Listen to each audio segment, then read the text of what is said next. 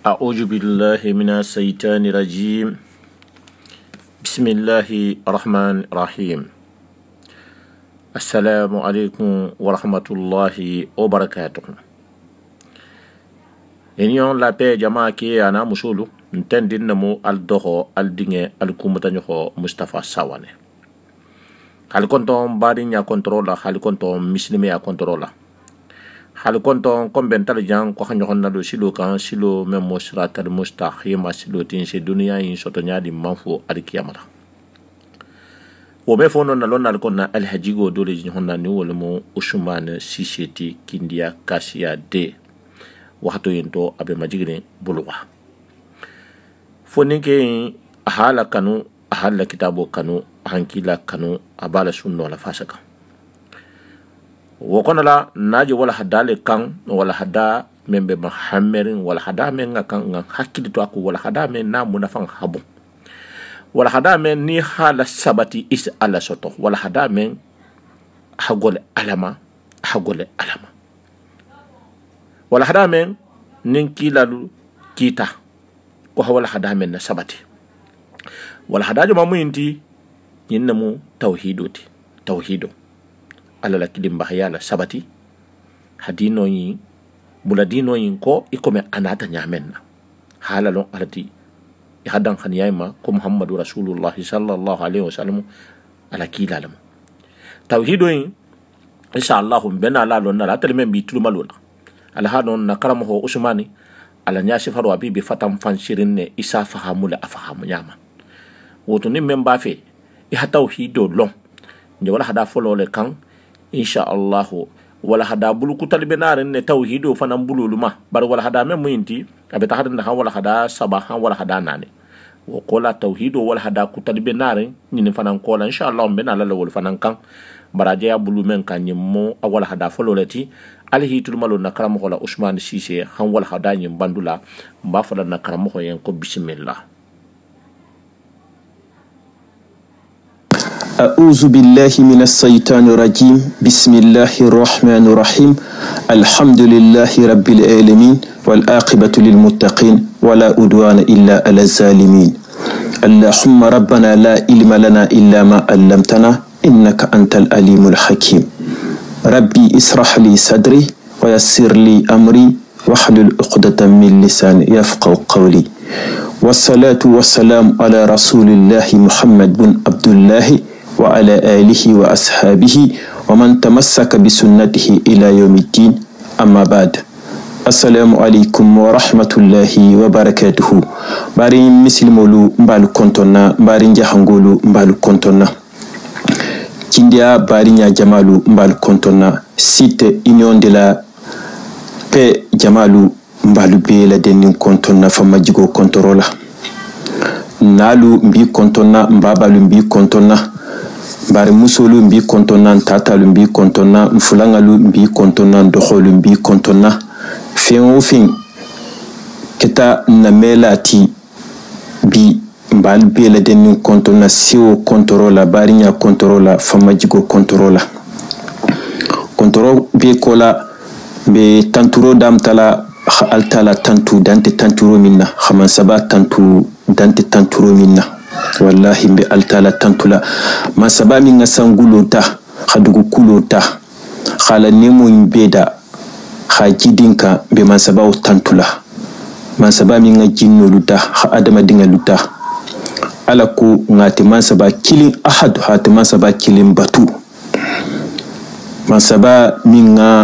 sangulota amantarma bula koto aman pilier bula koto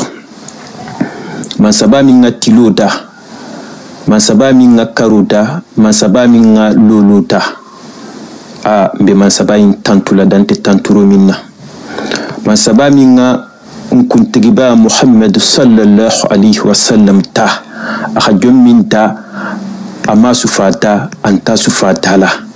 ataman saba na la malekul hakiso ni nemo jidi ala jommin kan akonte lu jongol fananyen kumbe khasali ala kila bayin ma khatugu altala aka kila bayin Muhammad sallallahu alaihi wasallam khakanu khasiya fim beti aha kanu khasiya fembeti aha kanu khasiya malekuluti aha rasulu kanu khasiya jinnuluti aha rasulu kanu khasiya adamadingalti rasul min kita abal hasimti muhammad bin abdullah jom min ni salita kan sinya kili altala se sali kan sinya tan khatugu altala la salo jonkan sinya kili o keta jomma kisoliti akita jomma nemoliti kiso ni nemo min se jonni na kisi tama jahannama tama alamun na kisi la jahannama tama alamun salila rasul kan sallallahu alaihi wasallam o tombe ala tarala alamu nyumaya lamma alamu nyinya lamma alamu nya lamma alamun kan khoriya la khambula ala jonni senumalu ala jonni nyumalu ala jonni kallankelu tema alamu kelan ni misilme dingal bela deniye wa bad no bota jambari ngalu binala sumunna mun kambi nabi sumun be kala munti we kala kuleti femmin ngadi altala yen khasiya fem beti dunya banku kulen kam bato kono be sumunna wole kambi altala ga femmin kanu femmin ngadaye bato kono ala bato kono khasiya fem beti be sumunna wole kambi akhana miyomulu akha mursalinulu ala jonyu malu akholu ki kumin kama be sumunna wole kambi wole keta at-tauhid tauhidoti wole kita at-tauhid tauhidoti ala kilim bakhanteya kumu mbeki de fatana wole kambi asifo wole ma ko at-tauhid tauhido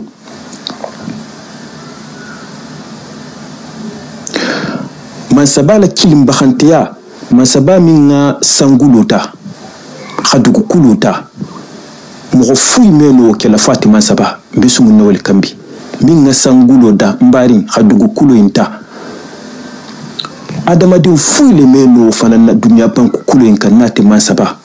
o mansaba kilim bakhantiya kumu be sumu nawal kambi ala masumun diala kha kenyam fakhamuti khatugu fiwo finne man kam patula dunya banku kulo inka ni altalante ahad altala kili karo man kam batula ni altalante altala kili kilo man kam batula ni altalante altala kili lololu man kam batula ni altalante altala kili fenyimbe khaguli adamadinti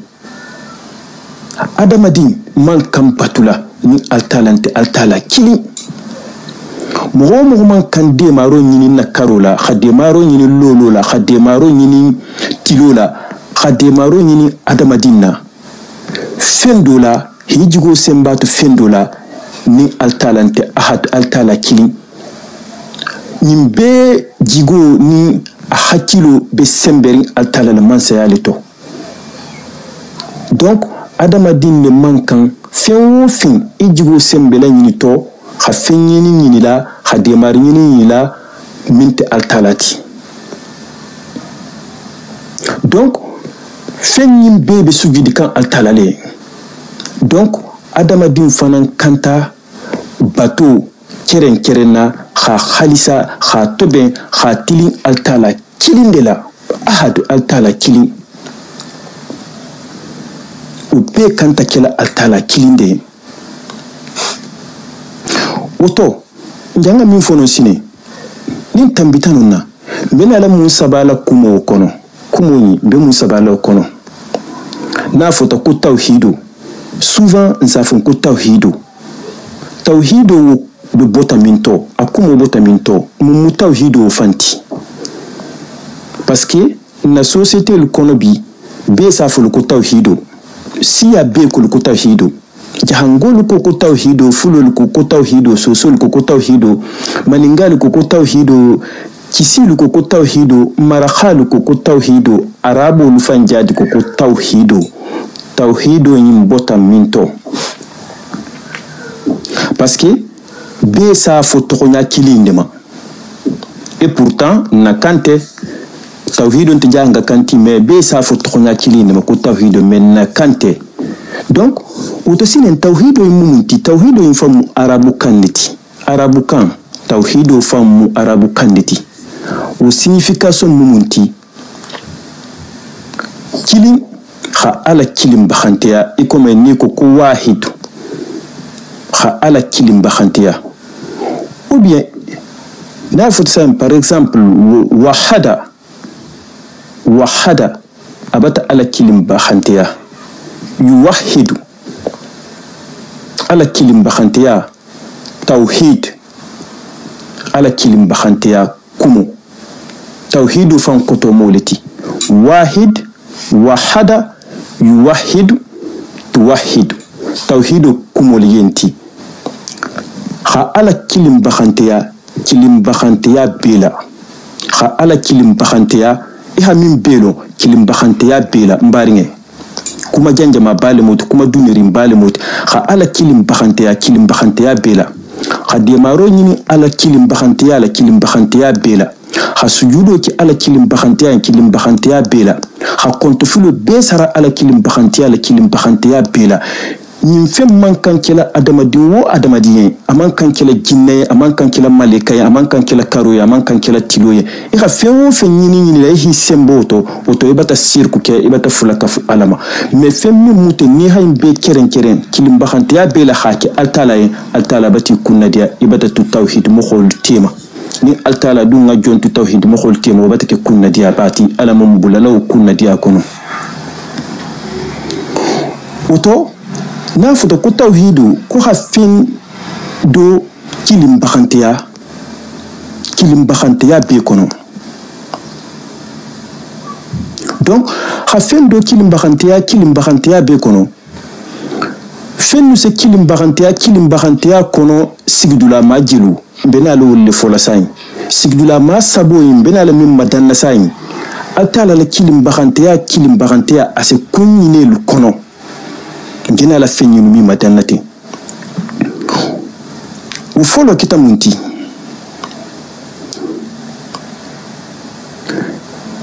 folo ha altala batu ahad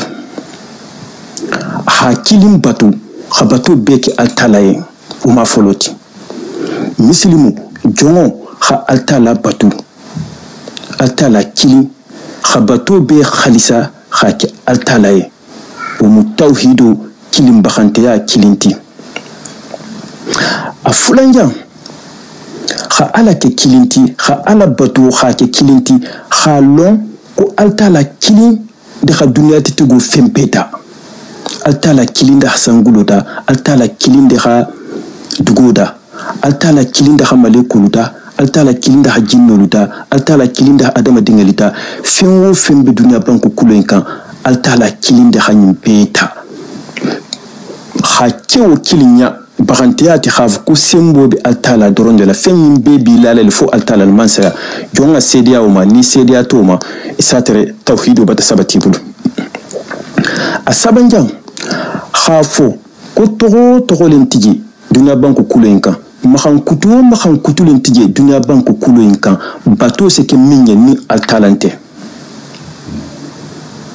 togo lentiji makhan kutu tiji bato demaro sembero seke togo minna khala bara kha ger kuti kha ke kudoti ni si jigo sembe togo to har minte altalati ani altala togo ni sabu sabati tamo mo khobulu altala kilim bakhanteya kulu ulbata sabati bulu ala mo sabatila mbela den bulu ala musa batilan bela den nimbulu usabati ta mo bulu isa tar tawhidu bata sabati tigo bulu altala kilim bakhante ya fanan bata sabati tigo bulu ala ma kelan yam faham ya kunyumati bari nin fenyinu mo manki fenyina mo ja mo man wakali ihan fahamu ihan nabara ala paranyama ikome tawhidu hafo nyamina iman wuke iman ala kilim bakhantiya ikome ala kilim bakantiya hakan hakenya minna wallahi mbaringa altala me hinela altala mi la kisi altala mi kan khoria altala mi ikunna dia ameke yen adjanna sototi isa tere habaru min beke dunya banku kulo kan abaru isa tara beke ta futi altalaya uto ala kanan nabaru like futi altalaya tauhidu min be fola afahamnya kunyuma ala mudilamma uto ala mudilanna ala mu nyinya lamma ala mun tobennan na lunyumanya khaduna tego soni ambulu kha alkiyama fanan soni ambulu sinin parce que alkiyama le bela banna dunya be banna le me alkiyama nemo wole bela banna oto alamun nabatul mutalanye oto alamun nadna arjanna alam arjanna dilamma bari wobe a condition fo tawhidu la hasabati min tawhidu man sabati fu duwa yin fanan jabi man dino oto alam tawhidu sabati la duwa yin jabi mbulu sino adamadin ikha altala tara nyawonya ikha sadaqo bu nyawonya ihijita nyawonya ikha umura ke nyawonya ko barako bi fe nyawonya nima altala kilim bakantiya isatere nyimbe kita futi nima altala kilim bakantiya katela khafim beda dunya banku kule kan de maroni sembero be kanta kala tele isatere baro mbe batake futi nima altala kilim bagante ya khafo demaro ni sembero ni bato ko bese ke altala toho la mahan kutu fu intije fo altala toho isater ila baro imbe mbaringa be batake jeto be batake futi o bele comme ni habankuta khala fatakulo kan ni sanje na tanyami ube mfonyo na ta bese taka oto ala kanan na baro likyonya oto ametambi mbaringa lobe kola iko altala ha saiba bayi mimbo fatafingali to saiboyi altala ha saiboyi min kanu saiboyi min fanan keta ala la jonyuma dolti min keta tawhidu la sabati lati kafirul tema kha tawhidu la sabati muslimul tema kha tawhidu la sabati hala lumban numu bilaliti bunu rabaha bilali bunu rabaha ala la sayba bayin kila la sayba bayin ki ala la jonyumayin kila la jonyumayin min kita tawhidu la sabatilati min kita ala la kila demalati altala kha dunya tugo hera ba mi toben kha nyasigi jomminye na kita ala la kila la salima kililati dunya salima kililal be la nyamoko kita jomminti wo kita fatafinniti wala kita bilaliti bunu rabaha khatugu baringa lu bi namukholu bilali lodula bilali valeur namukholu malon ni se toko kurun dota wakato be kha toko kurunta kha nati na sayba bayma kha toko kurunta kha kole rasul la sayba bayma rasul la saybo min kanu khatula fulama ko bilali jon baringa lu keta toko kurunti o keta toko makhan kuti jakhoti khola ala la kila la sayba bayinku toko sufa min mankan kolila ala la kila la sayba bayinku toko sufa kurun min mankan norola kun ko bilal ko jon bilal inte jonti bi atumu aketa bari bilal inte jonti mo mankan afola ko bilal jon ala mufahamnya kunuma dila makhalon ko altala hakku balike jon ala jonyumayne min keta bilaliti bunu rabaha to nyalimu bilalitum kitale jonti bari na sayba bayin abubakar siddiq fonisire ba o hakkan khoroyali khabu kafir belebele bayin bulu kafiru min to ko humayya bun khalaf humayya to kita kafir jaguti khatugu akafiriyata bilalima ajagoyata bilalima khakukurun beke bilalla akho sabo ke munti parce que bilal bataf ko ahad allahu ahad bilal la tawhido ta khasilamaya ta khafo ko altala lim kilinti atebe altala li batula ahad khumayyatan kukurunte amam milla bilal kan kukurunte amam milla bilal kan bari wonon make bilal kha limaniya wubula o make bilal kha tawhido bula o make bilal kha kukutabula bilal ko ahad allah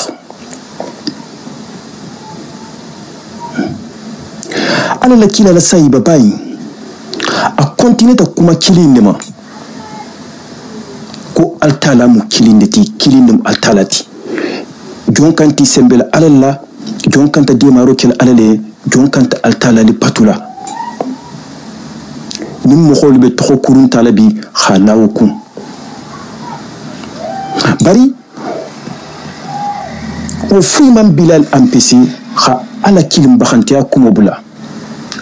Khumayya ha bilal siti Khumayya ha bilal la kenye gando kan Khumayya ha kuru bilbil bata khala bilal kan Khumayya ha bilal mabarama Khumayya ha bilal daje sari bilal ma wallahi mbaringe wukilim man bilal bo wahad kumo fola toujours ko wahad ko allah mukilindeti وكلم ما بولا نياغا كلم ما بولا خالا توحيدو بولا على كلم بخانتيا وكلم ما كيا خو بولا وكوما لسيني الحمد لله رب العالمين نسيب باين أبو بكر صديق فونسيري لا فونسيري سلامايا ديمالا صدق بولا مخنوما على بطولا توحيدو لا سبتلا من خافو عليه خاكي عليه خاتو عليه خاتي علما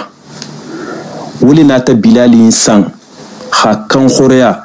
khabo khumayya tabun khalaf bulu mbaringelu o kola mo kanta fulo mako jon bidum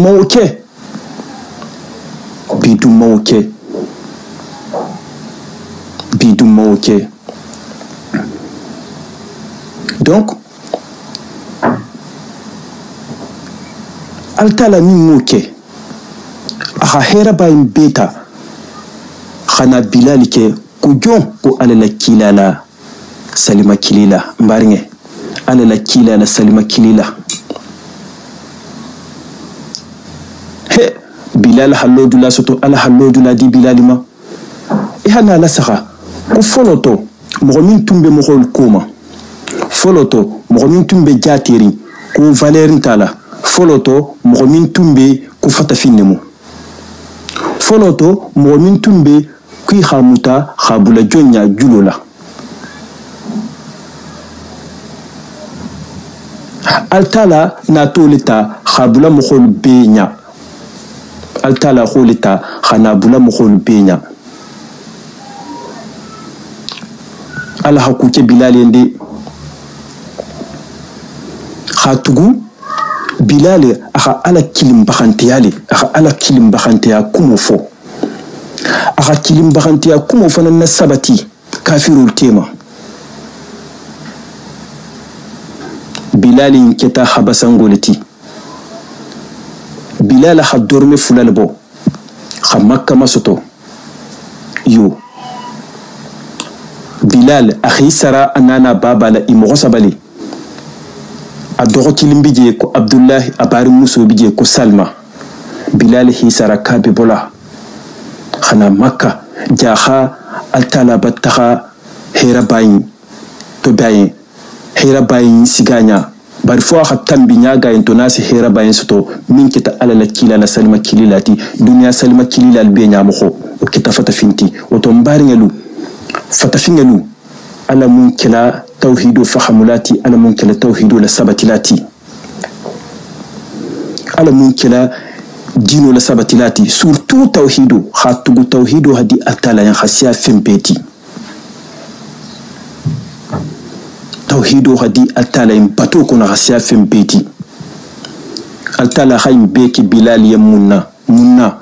باسكي أجاتيكي خمية وكتا مغجغوتي bilal la afoko ahad akita moko tagoti aka nyaga nyaga modeli besitala usabula bara mabula khasonja besitaka usabula mabula ala kilim bakanti akuma mabula altala khayitala ko way ko bilali ison de mekon inganne kon altala kilim bakanti abata sabati kon wala khaku altala kha alala kilala kila akita alala kilala salima kililati wo titre altala mewdi bema khatugu lundu rasul sallallahu alayhi wa sallam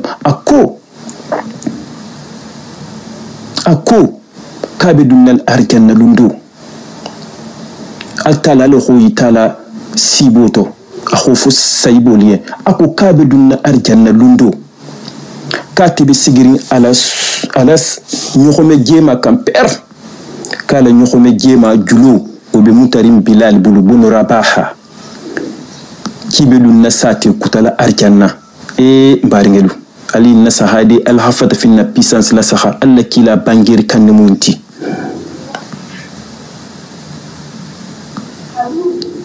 oto ala mufata fi nyadi alanye mo mini be tululu talabi produit ko hifati mafali ala la sahadi altala khaminke fata fi nyenja silama ya dino kono tawhido kono nim fata fi manka hafisir wala altalama fata fi manka hafisir wala rasuluma tawhido faham baliato ala mutawhido sabatila ni haji min bekita bilaliyen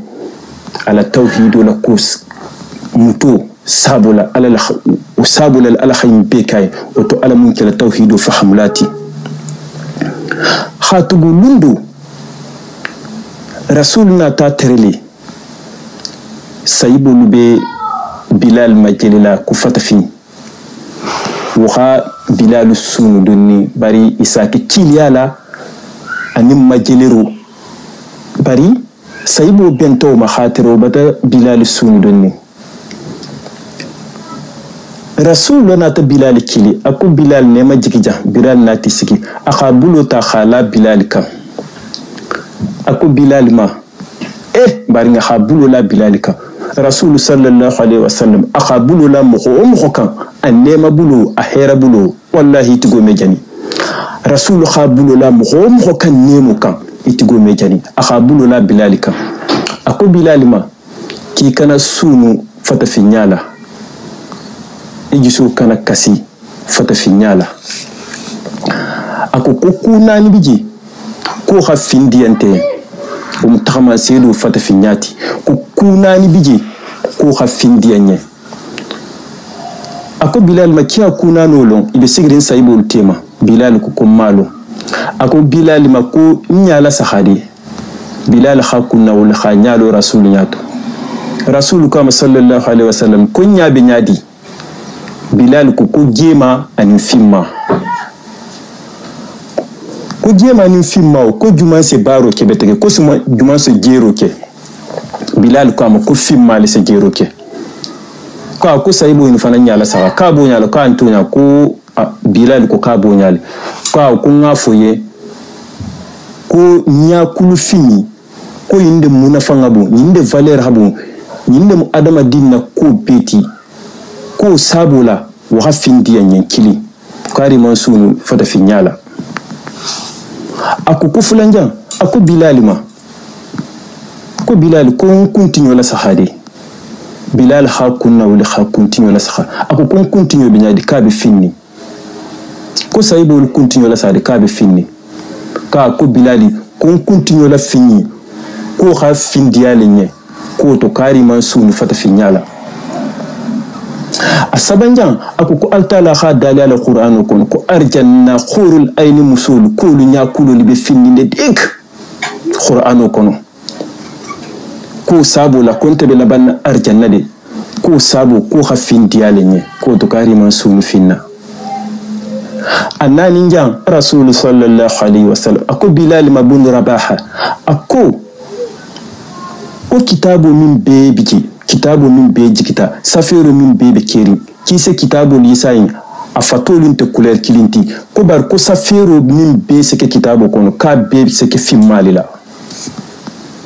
kitabu min beji safiru min be seke ka be se safi fimalila qur'ano yin safiru be kita fimalila ko sabula ko findiya tanye ko to karima sunu finna ko sewa finna ko ala kunin ke yen finyin na ko kubale moti ko ha findiya nye o to mbari ngelu alta la kuba ki fata fingel fananye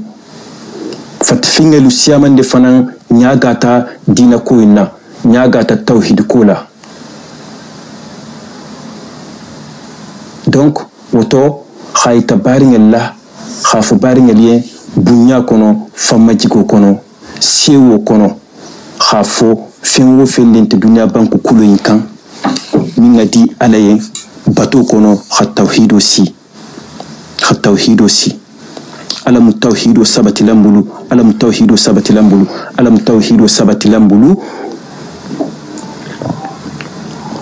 sina si wala khada suite masayin alako akana janya mbulu aka kenyen fahamoti alam fahamnya kunyuma dilantema khada albema sewo kono bunya kono khalon kuma la ban ko fenwo fendenti je minga di altala yen bato kono khasiya tawhidoti wahada yuwahid توحد التوحيد ألم فهموا دلما ألم فهمنا كونما دلما وبالله التوفيق إنسنا ولا قدا سويت فنان كنسان.